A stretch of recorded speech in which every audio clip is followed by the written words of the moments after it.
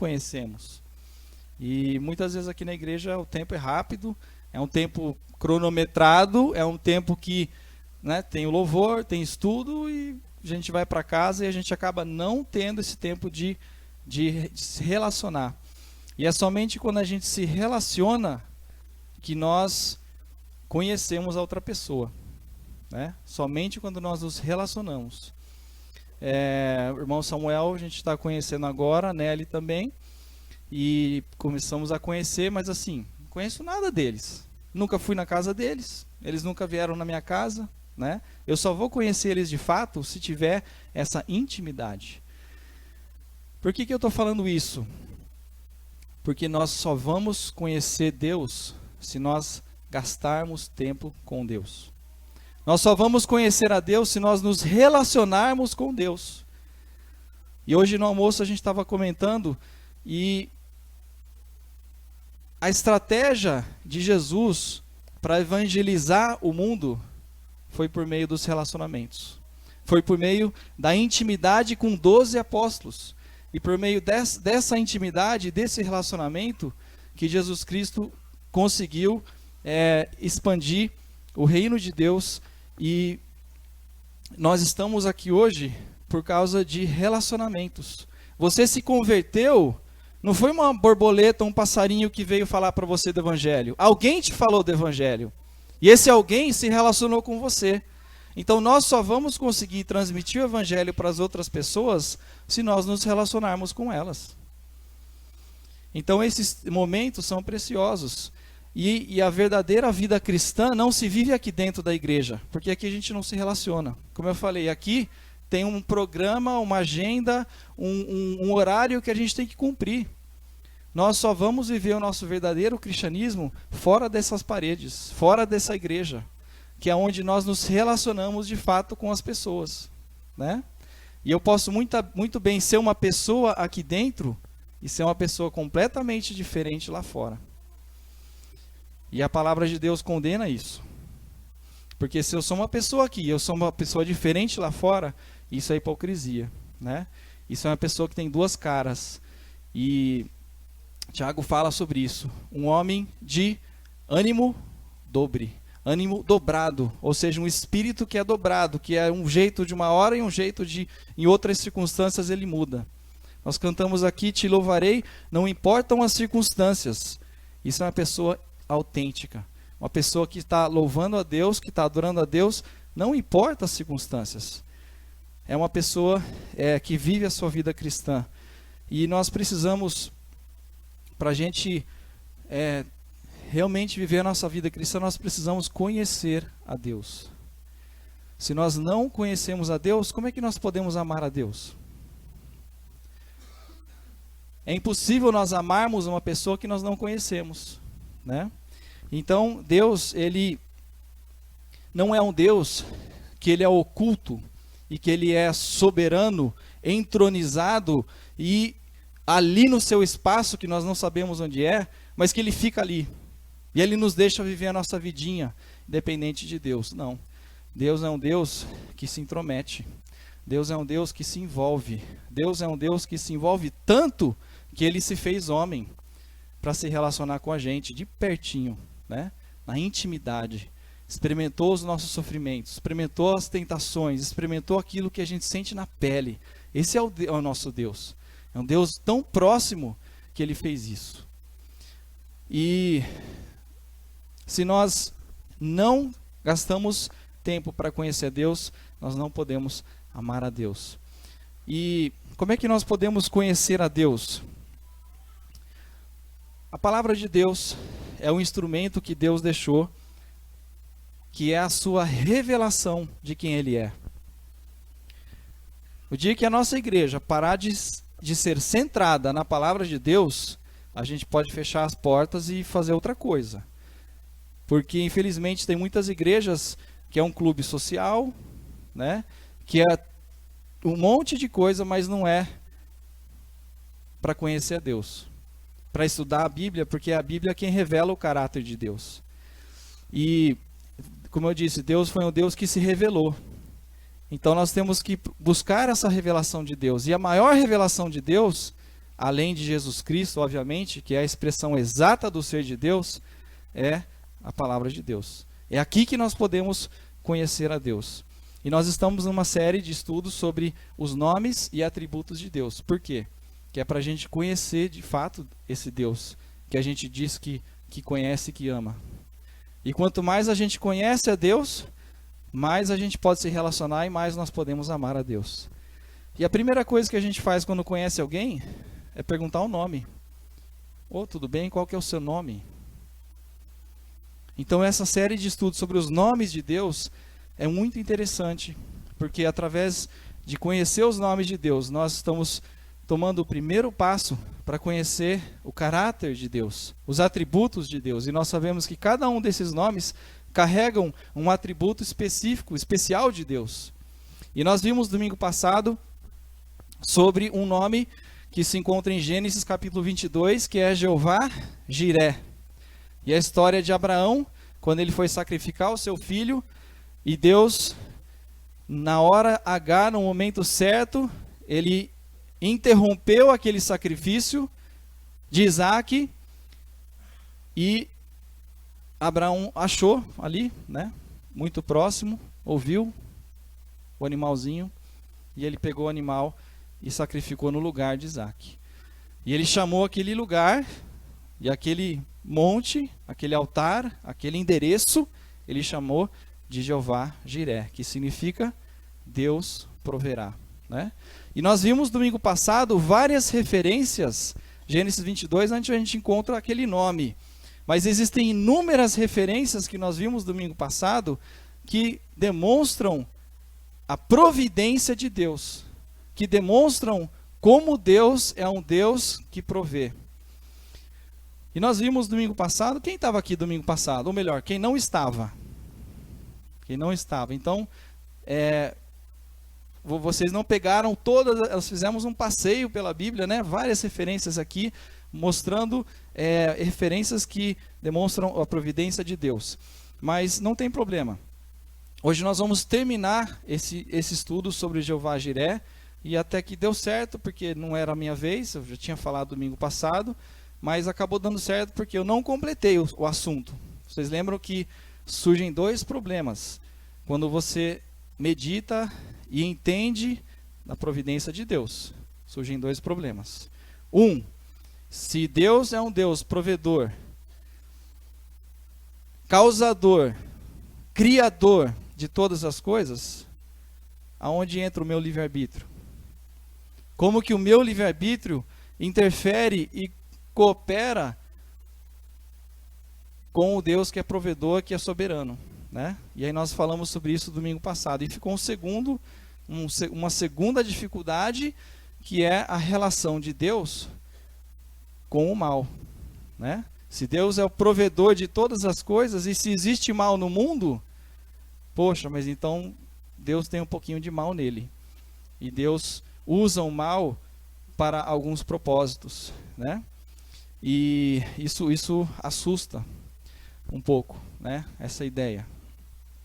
Mas nós vamos ver que a palavra de Deus fala bastante sobre isso. Fala bastante da relação de Deus com o mal. Não é pouco, não. São várias referências. E quando nós vemos essas referências, assim, talvez para alguns que são novos ainda na fé, já ouvir essas coisas, talvez não seja legal. Eu pensei bem se eu ia entrar nesse assunto. Mas eu pensei de novo, falei, não, se está na palavra de Deus, tem que falar sim. Tem que falar, né? Porque não importa a maturidade espiritual, se está na palavra de Deus, tem que ouvir. E se não entendeu nesse momento, isso é uma coisa que meu tio falava, você está ouvindo a palavra de Deus. Se você não entende, você não tá conseguindo encaixar as peças, não tem problema. Um dia, a ficha vai cair. E aquela informação você só vai entender se ela está armazenada. Mas ela não pode ser armazenada se você nunca ouviu. Então não se preocupe se você não conseguir aceitar ou entender a mensagem de hoje. O importante é que você está ouvindo. E o Espírito Santo, no momento certo, ele vai te ensinar. Não sou eu que estou ensinando aqui. Se sou eu, então está errado, né? Quem tem que estar nos ensinando é o Espírito Santo, porque ele é o ensinador do nosso espírito, das nossas almas. E nós vimos, domingo passado, 4 problemas de como nós encaramos Deus. Primeiro, a ideia do deísmo, que é a ideia de que ensina que Deus criou o mundo e depois, essencialmente, abandonou o mundo.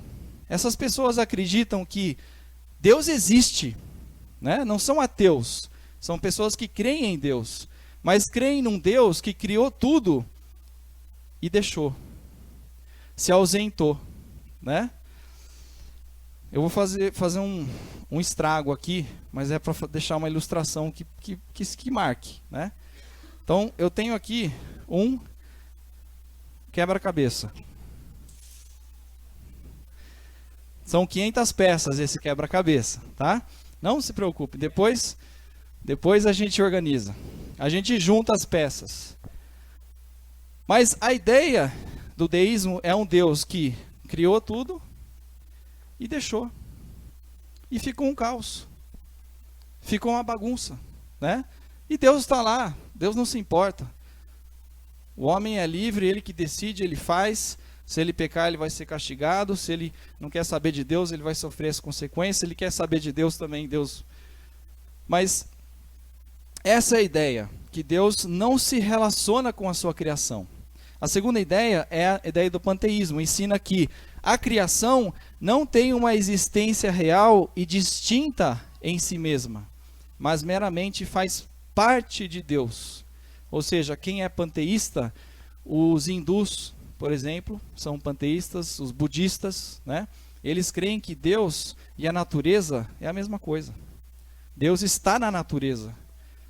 Mas a palavra de Deus é bem clara e nos revela que Deus, ele não é a natureza. Deus criou a natureza. Ele é a parte da natureza, ele é distinto da natureza. Então, se você vê alguém adorando uma árvore, você vai lá no Taquaral, às vezes você vê uns malucos beijando a árvore, abraçando a árvore. Por quê? Porque Deus está na árvore, né? E Deus não está na árvore. Deus criou a árvore. E a criação louva a Deus. A criação reflete a glória de Deus. Mas a criação, a árvore, a natureza não é Deus, né? Outra ideia, que é a ideia do acaso, ensina que os acontecimentos do universo são determinados pelo acaso. Por acaso, né? E quem é ateu, ele crê, por exemplo, no Big Bang, toda a criação que veio por acaso. Não crê num Deus projetista, arquiteto e engenheiro de tudo que acontece no mundo. E por fim, a ideia do determinismo ensina que os acontecimentos do universo são determinados por um destino impessoal. Eu creio que o meu Deus é determinado. Eu não sei se você crê que Deus é determinado. Eu creio. Eu creio que Deus é fatal.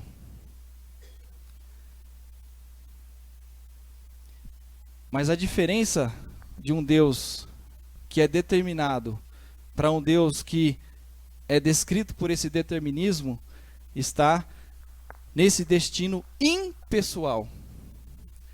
Deus não é um Deus que determina as coisas não levando em consideração o homem. Muito pelo contrário. O homem da sua criação é o ser que Deus mais aprecia. Porque foi ao homem que Deus criou a imagem e semelhança de Deus. Então Deus é um Deus determinado, mas ele é determinado e ele é pessoal. Ele quer se envolver com o homem. Como eu disse no começo, ele quer se envolver tanto que ele se fez homem. Eu vou perguntar para o Jean. Jean, você gosta de andar de skate, né? Agora, você gosta de ligar lá no canal off e ver os caras andando de skate? Ou você prefere você andar de skate? Prefere andar, né? Mais do que assistir. Edinho, você gosta de comer, né? Edinho, você gosta de ver os outros comerem, assistir os outros comerem, ou você prefere comer?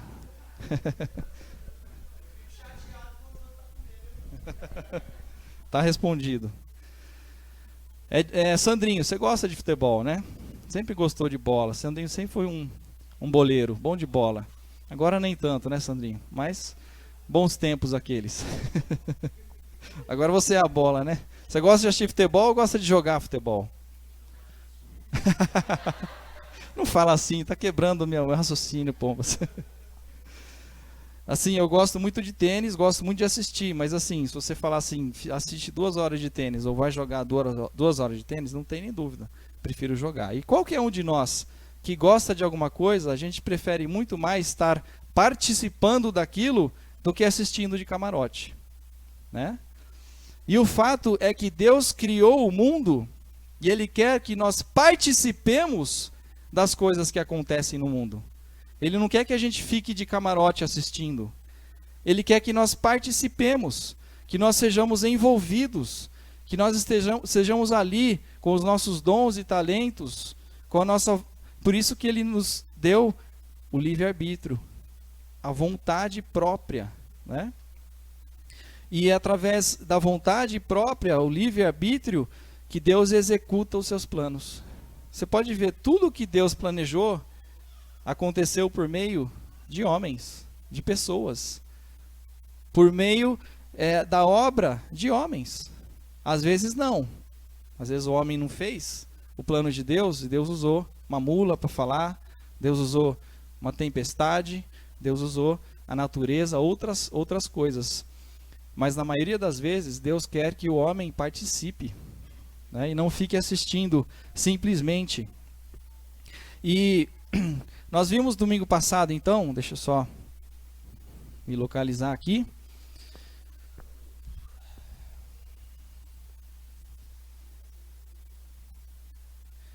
Nós vimos domingo passado 2 problemas.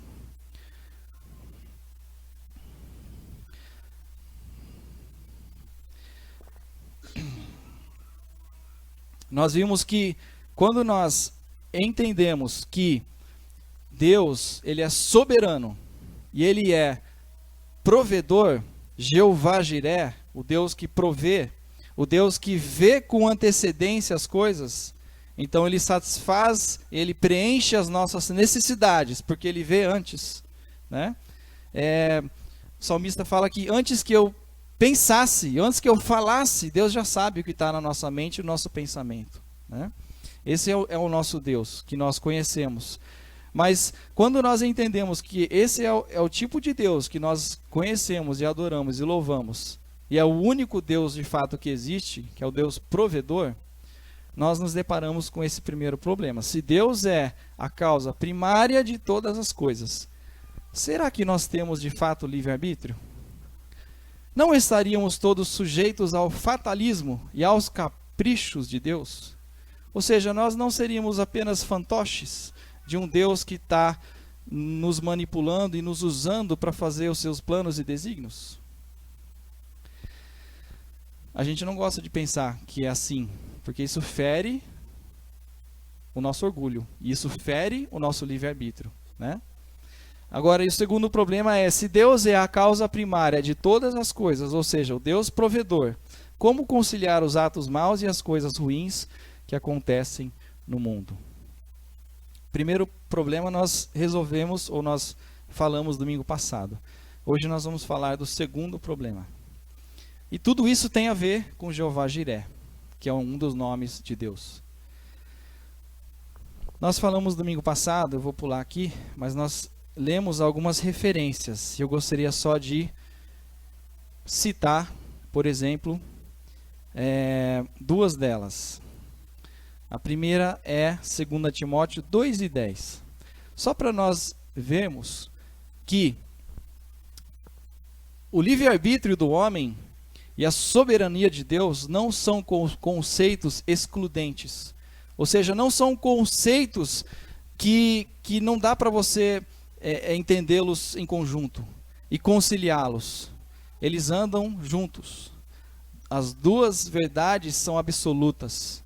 Deus é soberano, Deus é provedor, Deus é criador, sustentador de todas as coisas. E o homem também foi dado a ele o livre-arbítrio, a liberdade. Essa referência, 2 Timóteo 2:10, diz: portanto, tudo sofro por amor dos escolhidos, para que também eles alcancem a salvação que está em Cristo Jesus com glória eterna. Veja bem, Paulo não confiou no fatalismo e ficou inerte ao trabalho que era necessário fazer de evangelismo. Paulo podia pensar assim: poxa, mas se é o plano de Deus, está escrito aqui, para que também eles alcancem a salvação que está em Cristo Jesus com glória eterna. Se esse é o plano de Deus, que as pessoas vão ser alcançadas pela salvação para a vida eterna, não precisa fazer nada, isso já é plano de Deus. Se eu não fizer, o outro vai fazer. Né? Muitos pensam assim. Mas Paulo não pensava desse jeito. Pelo contrário, Paulo confiou na providência divina, porque ele entendia que uma crença sincera na providência de Deus não é desestímulo, mas sim incentivo à ação. Ou seja, Paulo não queria ficar assistindo só o jogo de vôlei. Paulo não queria ficar assistindo só o jogo de tênis. Paulo queria estar lá jogando. Paulo queria estar lá participando. Paulo queria estar lá com a mão na massa, porque ele sabia que Deus vai fazer os planos deles independente do homem. Mas Deus quer fazer através do homem também. E Paulo, por entender isso, ele queria então, ele se colocava à disposição. Ele usava os seus dons e talentos. E Paulo estava disposto a suportar tudo. Ele diz ali: portanto, eu tudo sofro por amor dos escolhidos. Quanta coisa Paulo não fez que não era do seu agrado, que não trazia nenhum benefício para ele, só para os outros. Mas ele sabia que isso era desígnio de Deus, plano de Deus. Então ele disse: ele tudo sofre, tudo suporta, para que os desígnios eternos de Deus se realizassem. E Paulo preferia ser cooperador destes desígnios do que um mero espectador. Mais uma referência, Atos 27, mas agora vos admoesto a que tenhais bom ânimo, porque não se perderá a vida de nenhum de vós, mas somente o navio. Porque, presta atenção, porque esta mesma noite o anjo de Deus, de quem eu sou, de quem eu pertenço, né, e a quem sirvo, esteve comigo dizendo: Paulo, não temas, importa que sejas apresentado a César, e eis que Deus te deu todos quantos navegam contigo. Portanto, ó senhores, tende bom ânimo, porque creio em Deus, que há de acontecer assim como a mim me foi dito. É, contudo, necessário irmos dar numa ilha. Qual que é essa situação? Paulo estava indo para Roma. Ele diz aqui: porque é necessário que eu seja apresentado a César. E nas várias viagens que Paulo fez, nessa sua ida para Roma, no meio do caminho, no meio do percurso, ele estava indo de navio, veio uma tempestade. E veio uma tempestade tão brava, falei com a Dorcas sobre essa referência, né, depois do culto domingo passado, que o navio estava para afundar. E naquele desespero, os marinheiros já estavam baixando aquele barco de salva-vidas para pular dentro e vazar. Estavam pensando em se safar, né? Os outros que estão aí a bordo, que se virem. Vai nadando, eu vou entrar nesse bote de salva-vidas e vou seguir o meu caminho. Isso é o que os marinheiros estavam pensando e fazendo. Nessa muvuca toda, o anjo disse para Paulo: Paulo, não se preocupe, ninguém vai morrer. Não vai acontecer nada com ninguém. Paulo, não temas, importa que você seja apresentado a César, ou seja, você vai chegar em Roma. Tudo isso está acontecendo, mas você vai chegar em Roma. E eis que Deus te deu todos quantos navegam contigo, ou seja, ninguém que está a bordo vocês vão perder, ninguém vai morrer. Então ele virou para os marinheiros e disse: ó senhores, calma, né? Tem de bom ânimo, porque creio em Deus e que há de acontecer assim como a mim me foi dito. E depois, se você ler essa história, você vê que Paulo chegou para os marinheiros e falou assim: não, vocês não vão pular desse barco, vocês vão ficar a bordo, porque se vocês pularem, quem que vai nos ajudar aqui, né? Quem vai guiar esse barco na tormenta? Só vocês têm o know-how para fazer isso. Então Paulo sabia que os planos de Deus iam ser cumpridos. Mas naquela tempestade, naquela situação, era necessário o know-how daqueles marinheiros para conduzir o barco naquela situação, né? Então você vê a soberania de Deus, os propósitos de Deus acontecendo por meio de fatos humanos, corriqueiros, da vontade, do know-how, do expertise dos marinheiros, né? Deus ia usar eles para que Paulo chegasse em Roma, perante César. Então, tinha como a viagem de Paulo até Roma ser tranquila, não passando por este quase naufrágio? Tinha como?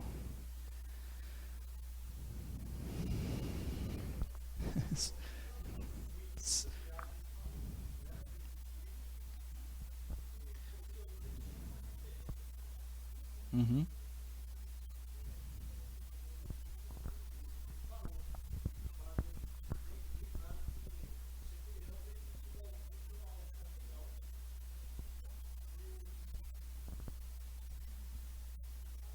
Os marinheiros.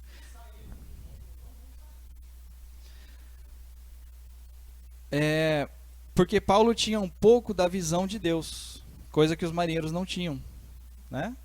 Então, quando nós temos um pouco da visão de Deus, nós agimos diferente na nossa vida. Nós mudamos de comportamento, porque nós adquirimos o conhecimento de Deus e a mente de Deus. As pessoas que não têm Deus agem que nem animais, né? Mas quando o homem começa a adquirir um pouco do conhecimento de Deus, do caráter de Deus, e é assim que nós somos transformados, né? Aí nós passamos a mudar de comportamento e agir de uma forma diferente.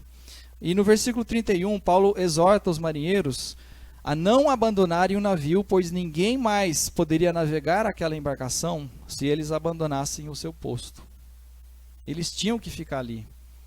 Então eles tinham que usar da sua liberdade, do seu livre-arbítrio, do seu know-how para conduzir aquela situação. E Paulo tinha uma completa confiança na providência divina, com a consciência de que o uso dos meios comuns é necessário para que as coisas aconteçam do modo que Deus havia planejado. E por fim, essa referência que nós falamos sobre talvez o maior exemplo sobre a soberania de Deus e o livre-arbítrio do homem, como as coisas funcionam. O exemplo da crucificação de Cristo. E Pedro, na sua pregação, ele disse lá em capítulo 4, porque verdadeiramente contra o teu santo filho Jesus, que tu ungistes, se ajuntaram não só Herodes, mas Pôncio Pilatos, os gentios e o povo de Israel, para fazerem o quê? Tudo o que a tua mão e o teu conselho tinham anteriormente determinado que se havia de fazer. Ou seja, Deus, quando é que Jesus morreu na cruz?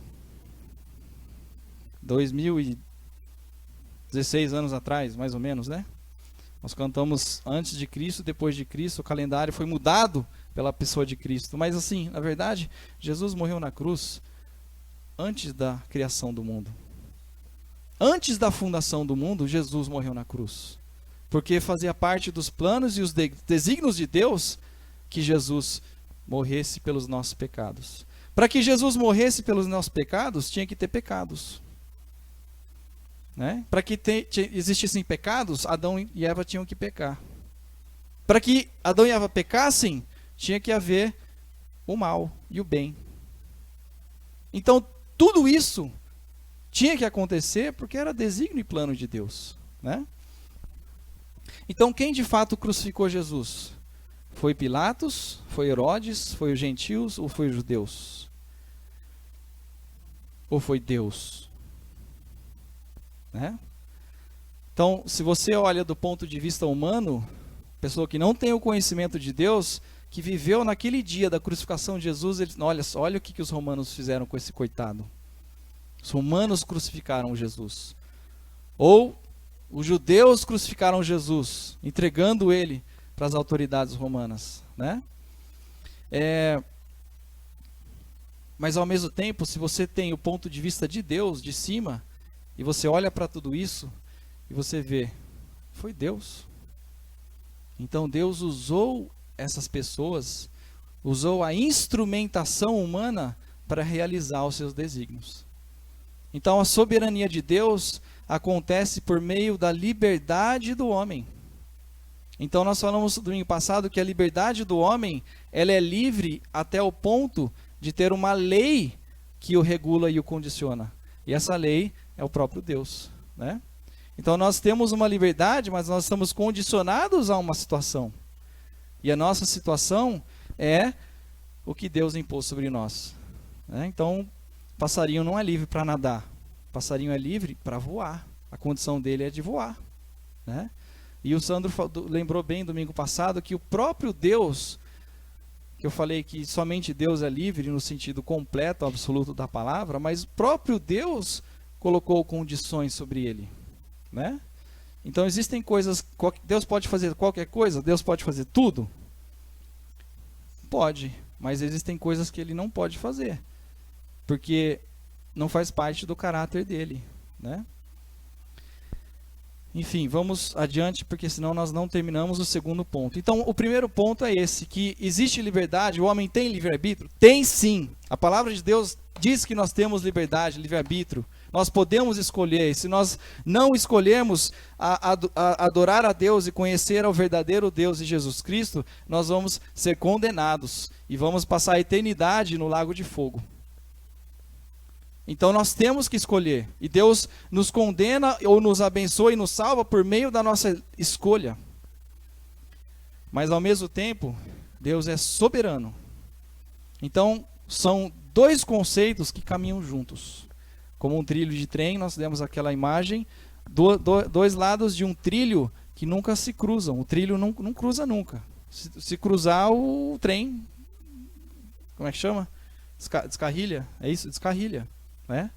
Então no trem de Deus a soberania é um trilho e o livre-arbítrio do homem é o outro trilho, e o trem vai nessa direção e de alguma forma é conciliável, por mais que a gente não entenda, Deus age assim.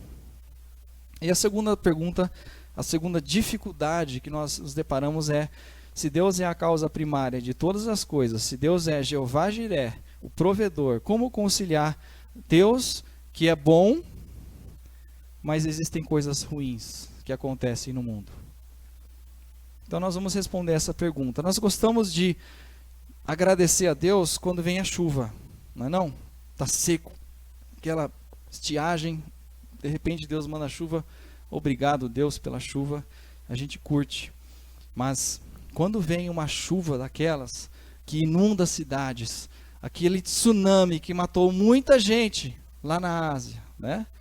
A gente começa a questionar, não é mais um ponto de exclamação, mas é um ponto de interrogação: Deus proverá? Ou seja, Deus está por trás disso? Será que nós podemos segregar Deus e falar assim: não, as coisas boas é Deus quem faz, as coisas ruins, não é bem Deus que está envolvido nisso não. Isso aí é burrice do homem, é poluição, né? É erosão, é tudo que as cidades sofrem de enchente, e é verdade, é a própria burrice do homem, que não se planeja, mas polui e assim por diante. Mas nós vamos ver uma série de referências que nos demonstram que nós não podemos fazer essa segregação. Nós gostamos de pensar que Deus é Jeová Jiré na abundância. Mas nós não gostamos de pensar nesse mesmo Deus quando nós estamos passando pela escassez, ou pelas dificuldades, pelas crises, pela falta de dinheiro, pela falta de emprego, né? Deus não está por trás disso. Mas eu queria dizer que Deus está por trás disso sim, porque é bíblico, e nós vamos ver essas passagens. O problema é que, como nós enxergamos o mal, nós enxergamos o mal com um binóculo, uma lente de contato. Deus enxerga o mal lá de cima, Ele vê. Nós vemos esse caos aqui, né? Nós vemos esse monte de peça aqui, e a nossa vida está aí no chão, e a gente tentando catar as migalhas da nossa vida, e a gente tentando ficar de pé, a gente tentando se encontrar nessa vida. Mas sabe o que? Se você fosse montar esse quebra-cabeça do jeito que está, quanto tempo você ia gastar? Quem já montou quebra-cabeça? É uma terapia muito bacana. E aí tem toda uma estratégia, né? Pega o que? Bordinha ali, você vai juntando as bordinhas e você põe na esfera. E aí todas as outras peças, você vira elas do lado certo e põe lá no meio. E aí você vai tentando juntar as peças. Oh, tem um azulzinho aqui, tem outra pecinha azulzinha aqui. Ah, deve ser o céu. Você junta as duas, né? E assim vai. A gente está vivendo a nossa vida assim, tentando encaixar as coisas. Mas Deus, mas sabe que você talvez gastaria, aqui tem 500 peças, talvez você gastaria 5 horas para fazer esse quebra-cabeça. Mas se você tivesse a imagem que Deus tem, você ia gastar talvez muito menos, 3 horas, 2 horas e meia. A imagem que Deus tem é essa. Ou seja, é a imagem das coisas. Esse é o quebra-cabeça, essa aqui é a imagem, é um canguru, né? Uns bichos aí da Austrália. É muito mais fácil quando a gente vai montar um quebra-cabeça, a gente coloca isso daqui na frente. Ah, é um canguru, o céu está ali, a ema, o papagaio. Então quando nós vemos, enxergamos o plano, fica muito mais fácil montar o quebra-cabeça, né? Quando nós enxergamos o plano, fica muito mais fácil a gente montar o quebra-cabeça da vida. O problema é que tem muita gente querendo montar o quebra-cabeça e ele não vê o plano. Então ele pena bastante. Mas Deus, ele mostrou o plano. E as coisas se encaixam muito melhor quando nós estamos olhando aquele plano. Mas assim, não vai deixar de ser desorganizado. Não vai deixar de ser difícil. Deus vai agir por meio da dificuldade. Deus vai agir no meio do caos. Deus vai agir no meio do mal. Para quê? Para que a gente chegue ao plano dele, né? Então Deus, ele usa muitas vezes circunstâncias maus, problemas, dificuldades na vida, crises, para nos moldar, para nos lapidar, para nós nos achegarmos a Deus. Eu acho incrível as Paralimpíadas. Não sei se vocês têm assistido, mas assim, você vai nas Olimpíadas, gasta R$200 para ver um jogo lá de futebol. Sabe quanto você paga para ver um jogo de futebol de cego? R$10 o ingresso. Agora eu acho muito mais impressionante ver 5 cegos jogando futebol. Esses perna de pau aí que erra pênalti, enxerga tão bem, né? Não consegue às vezes dominar uma bola, enxergando tudo. E esses caras não enxergam nada. Eles dominam a bola aqui no pé. Eles vão driblando de uma quadra do fundo até o outro lado e fazem gol. Cego. Eu não sei como eles conseguem. Eu achei interessante, o Esporte Espetacular tem não sei se alguém viu, chama, enfim, mas ele foi lá, por exemplo, saber como é que o paralítico que não tem movimento da perna, como é que ele rema, né? Como é que ele compete no remo. Ele foi lá com os cegos, ver como é que eles jogam sem enxergar. Aí puseram uma venda no olho dele e joga, se vira. Aí foi muito engraçado. Mas sabe como é que é esse jogo dos cegos de futebol? São todos cegos, obviamente, só um enxerga, que é o goleiro. Então o goleiro enxerga, e o que o goleiro faz? Ele dá as instruções para os 2 jogadores da defesa. Vai para a direita, vai para a esquerda. Então os 2 da defesa têm que ouvir o goleiro. E os 2 que são lá do ataque, tem um outro cara no lado do gol, o que eles têm que marcar, que é o chamador. Acho que é esse o nome, não sei, chamador. O chamador faz a mesma função do goleiro. Ele avisa para os atacantes, o gol está para a direita, o gol está para a esquerda, né? Mas o mais incrível é a bola. Que a bola tem dentro dela um sininho, né? E os jogadores conseguem dominar a bola, porque a bola vem rolando e ela vem tocando o sininho. E aí eles acompanham pelo som, a bola está ali e chegou. E ele domina pelo barulho da bola. Fazendo uma analogia, eu estava pensando como nós somos cegos nessa vida, né? Nesse mundo. Quantas pessoas não são cegas e no jogo de Deus, Deus está fazendo barulho. E é através do barulho que nós enxergamos. Ou que nós conseguimos conduzir a nossa vida. Deus faz barulho. Deus se manifesta. Deus toca o sininho, né? E através da gente prestar atenção, porque nós somos cegos, mas se a gente prestar atenção nesse barulho que Deus faz, então é um desemprego, é um barulho na sua vida, é um sino. É uma crise na sua família, pode ser Deus fazendo um barulho para te conduzir num lugar, para te conduzir ao gol, para te conduzir ao alvo, né? Então nós temos que estar muitas vezes ouvindo Deus agindo por meio dessas circunstâncias que nem sempre são agradáveis para nós. Na maioria das vezes não são agradáveis, mas Deus está agindo nessas circunstâncias. E será que as Escrituras têm alguma informação sobre a relação de Deus e o mal? Eu queria que a gente visse rapidamente algumas. O Zé Carlos falou hoje de manhã sobre a história de José, né? José foi vendido pelos seus irmãos. Os irmãos tinham inveja de José, eles odiavam José, jogaram José numa cisterna e deixaram ele lá. E aí alguém falou, não vamos deixar ele lá não, vai morrer, coitado, vamos vender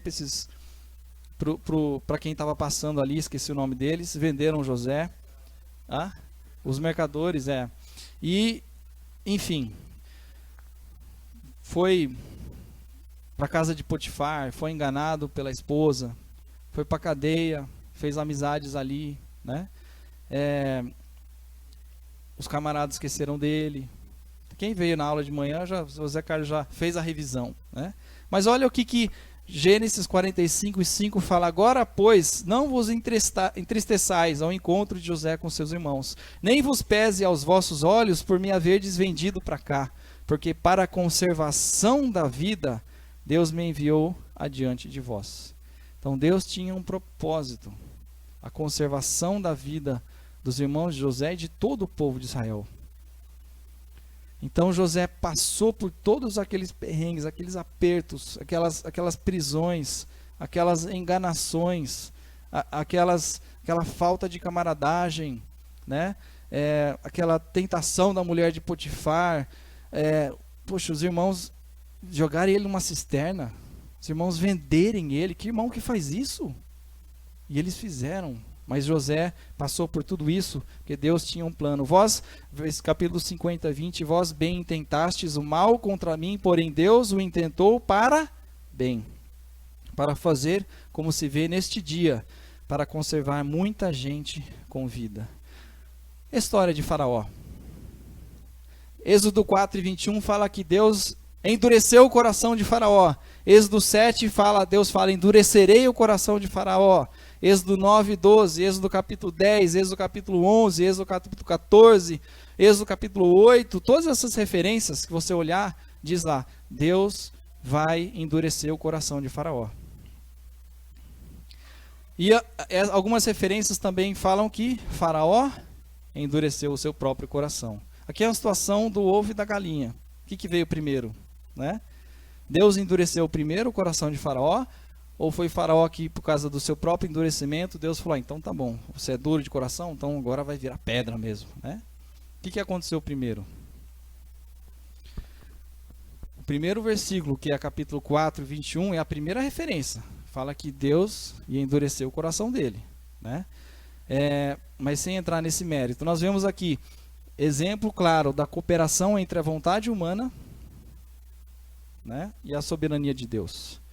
Mas, diz Êxodo 9:16, deveras, para isto te mantive, Deus falando de Faraó, para mostrar o meu poder em ti, e para que o meu nome seja anunciado em toda a terra. Então Deus tinha um propósito por meio do endurecimento do coração de Faraó. Se o faraó não tivesse endurecido o seu coração, não ia ter as 10 pragas. Se não tivesse as 10 pragas, talvez o povo não passaria pelo Mar Vermelho, do jeito extraordinário que foi, né? Então, nós vemos também em Êxodo 14, 19, eis que endurecerei o coração dos egípcios, Deus falando aqui, e estes entrarão atrás deles, e eu serei glorificado em Faraó e em todo o seu exército, nos seus carros e nos seus cavaleiros. E Romanos 9, Paulo citando essa referência, diz a Escritura a Faraó: para isso mesmo te levantei, para em ti mostrar o meu poder, e para que o meu nome seja anunciado em toda a terra. Logo, pois, compadece-se de quem quer e endurece a quem quer. E a última referência, o salmista também falando dessa situação, virou o coração deles, está falando do coração dos egípcios, para que odiassem o seu povo, os judeus, e para que tratassem astutamente aos seus servos. Josué é outra situação, onde nós vemos uma relação do mal com os planos de Deus.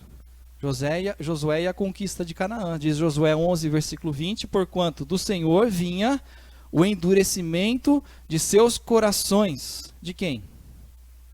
Amorreus, saduceus, caldeus, todos aqueles que viviam em Canaã. O texto diz que do Senhor vinha o endurecimento dos seus corações, para o quê? Saírem à guerra contra Israel, para que fossem totalmente destruídos e não achassem piedade alguma, mas para os destruir a todos, como o Senhor tinha ordenado a Moisés. Então parece que assim que Deus criou uma inimizade, né, entre todos os povos que tinham em Canaã contra o povo judeu, para que houvesse a guerra mesmo. E que para que por meio da guerra eles conquistassem aquela terra que era prometida para eles. Juízes. Diz assim: porém os filhos de Israel tornaram a fazer o que era mal aos olhos do Senhor. E então o Senhor fortaleceu a Eglon, rei dos Moabitas, contra Israel, porquanto fizeram o que era mal aos olhos do Senhor. Então aqui é uma referência do povo de Israel, naquele período dos juízes, quando o povo ora estava bem com Deus, ora temia Deus, ora estava longe, distante de Deus e não queria mais saber de Deus. E Deus levantava um juiz para julgar, né, e trazer o povo de volta. E aqui fala que o Senhor fortaleceu a Eglon. Quem era Eglon? Está ali, rei dos Moabitas. O Senhor fortaleceu a Eglon. Eglon era um ímpio. E diz que Deus fortaleceu o seu coração para que ele se levantasse contra Israel. E através desse levantamento, né, eles Eglon e o seu reinado julgassem o povo de Israel, os judeus. Abacuque, o Sandrinho comentou domingo passado, né? Abacuque falou: mas Senhor, o Senhor vai usar esses ímpios aí para julgar a nós, que somos o teu povo? Deus falou assim: sim, vou usar esses ímpios aí, porque vocês são mais ímpios ainda nesse momento, parece, né?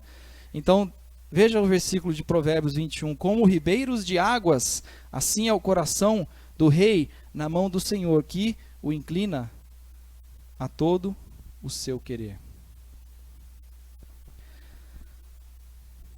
Outra vez em Juízes, havendo pois Abimeleque dominado 3 anos sobre Israel, enviou Deus um mau espírito entre Abimeleque e os cidadãos de Siquém, e estes se houveram aleivosamente contra Abimeleque. Eu coloquei até com destaque ali, no meio, enviou Deus um mau espírito, para que os planos de Deus se realizassem. Deus usou um mau espírito entre Abimeleque e os cidadãos de Siquém. Está na Bíblia, irmãos. Isso é bíblico, tá? Eu sei que é forte nós pensarmos e tentarmos entender a relação do mal e Deus. Mas eu me espantei quando eu vi quantas referências mostram essa relação. E a gente pensa muito assim dentro de uma caixinha. Não, Deus é bom, Deus é bom, Deus é bom e Deus não faz o mal. Mas a caixinha não é bem uma caixinha. A gente tem que pensar fora da caixinha. E é por isso que Deus se revelou. Porque para a gente entender Deus, Deus não está dentro de uma caixinha para a gente entender. Deus é grande demais para a gente conseguir enquadrar Ele dentro da nossa mente tão limitada. Então a gente tem que expandir a nossa mente, entender esse Deus, conhecer esse Deus.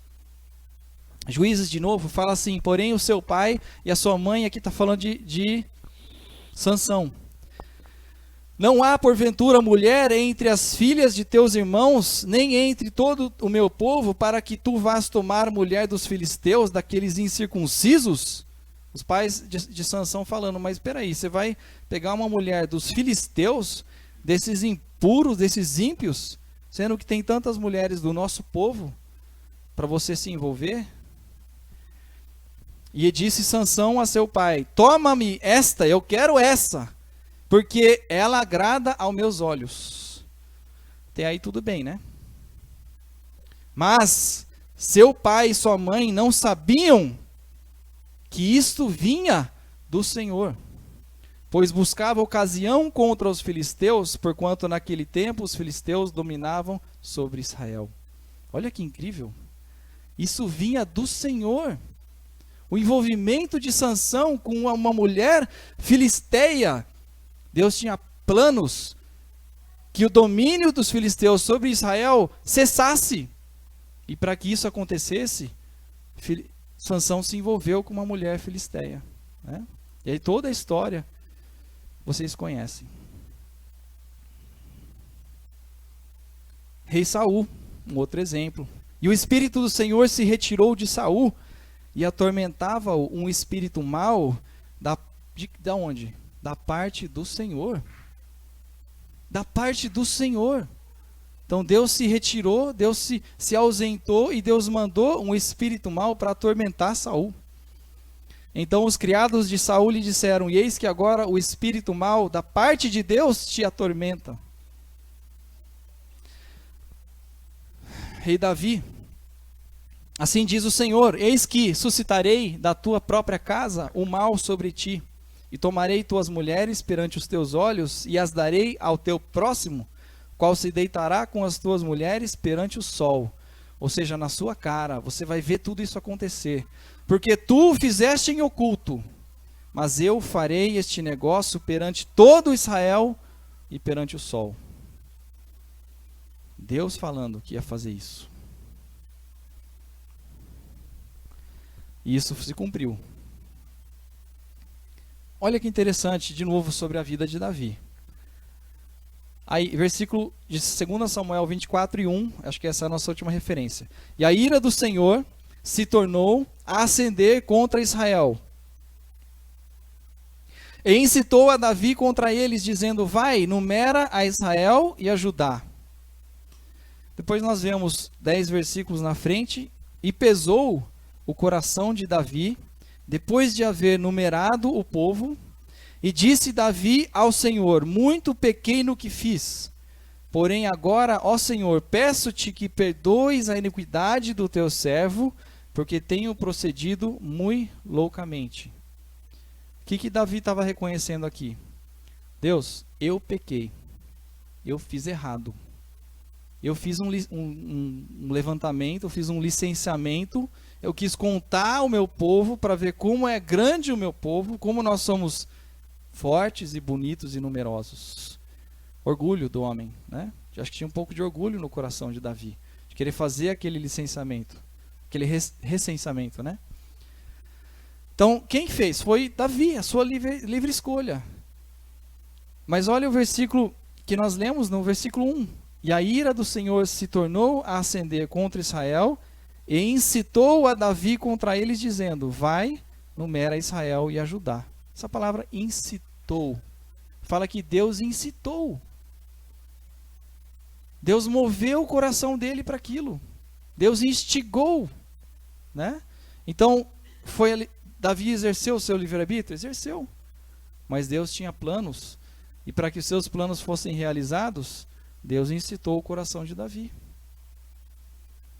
E de novo, em 1 Crônicas, nós lemos em outra referência, mas no mesmo relato, então Satanás se levantou contra Israel e incitou Davi a numerar a Israel. Opa!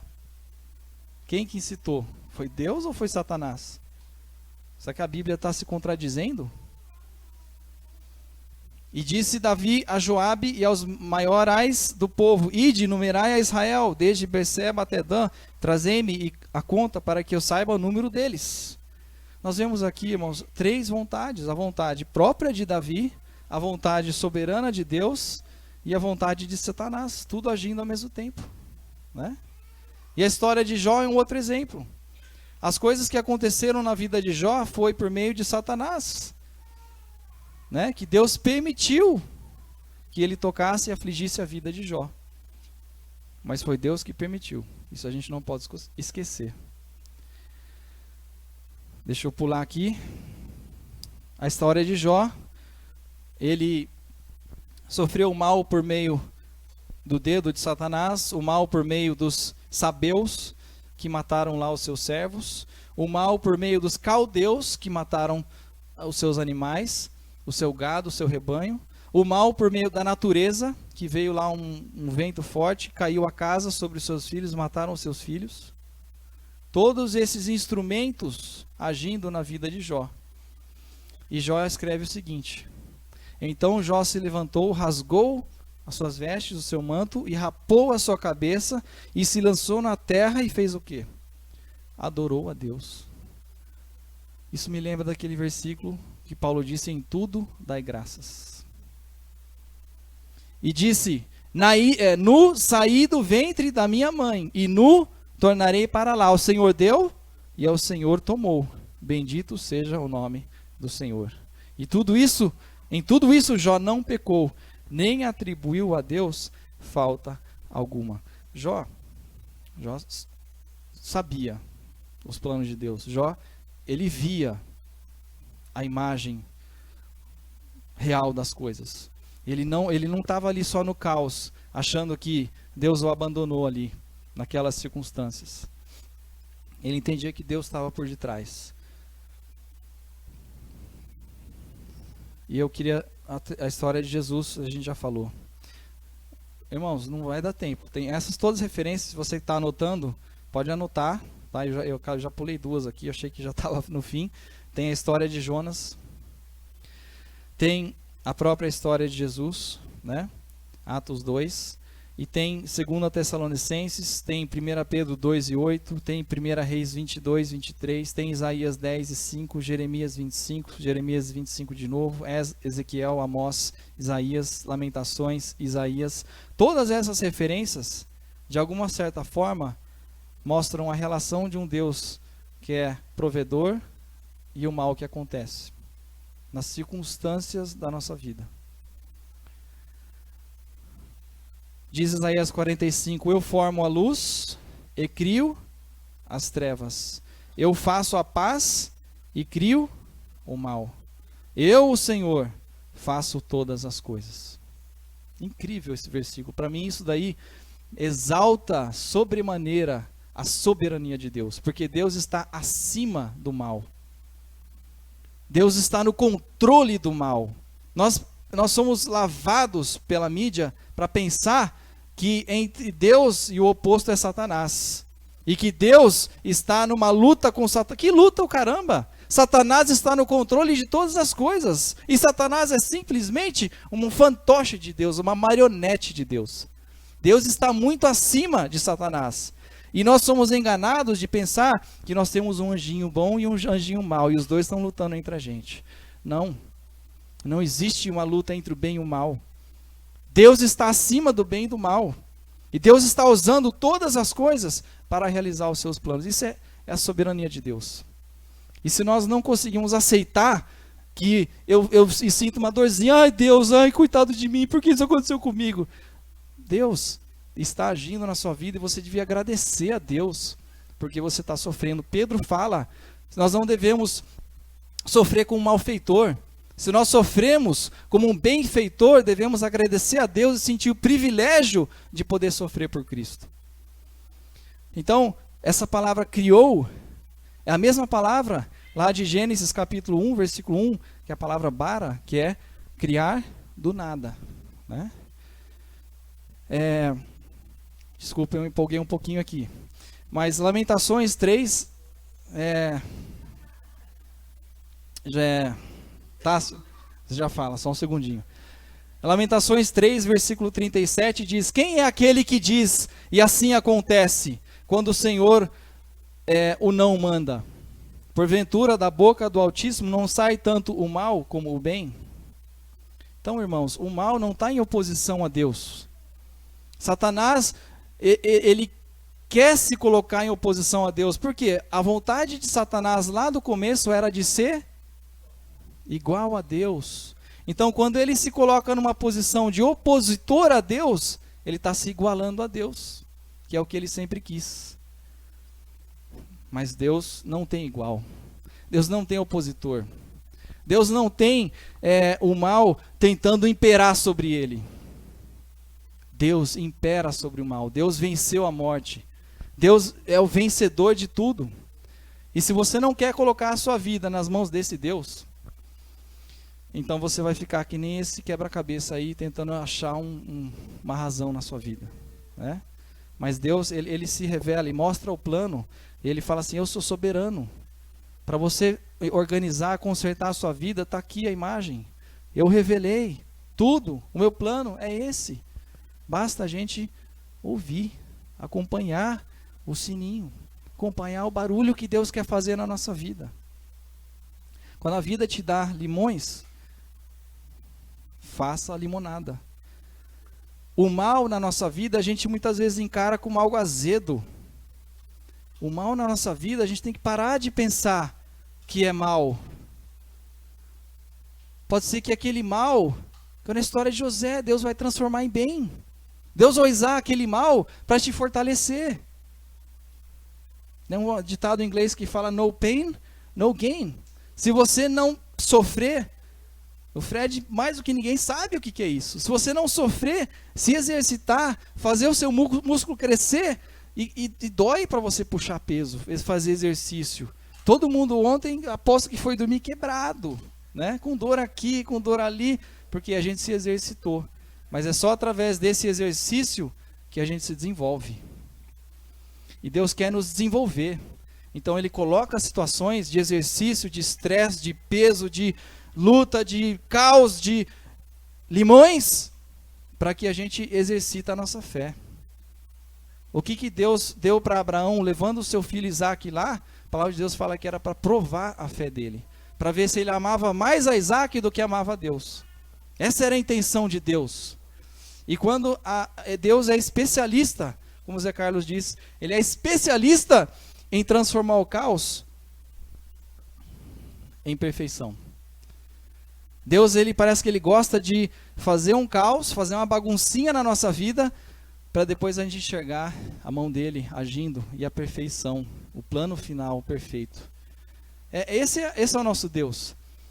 Ele criou uma situação que aparentemente é de caos, pecado, Adão e Eva, mas por que a gente fica se questionando, mas por que Deus criou Adão e Eva se Ele sabia que eles iam pecar? Por que Deus criou o ser humano se Ele sabia que ele ia se rebelar contra Deus e Ele ia ter que enviar o seu próprio filho para morrer numa cruz? E a gente não entende que é Deus agindo, e é o que diz em Romanos capítulo 9. E eu queria não falar, eu queria que você lesse essa referência. Aí no seu canto, leia sozinho, você e Deus.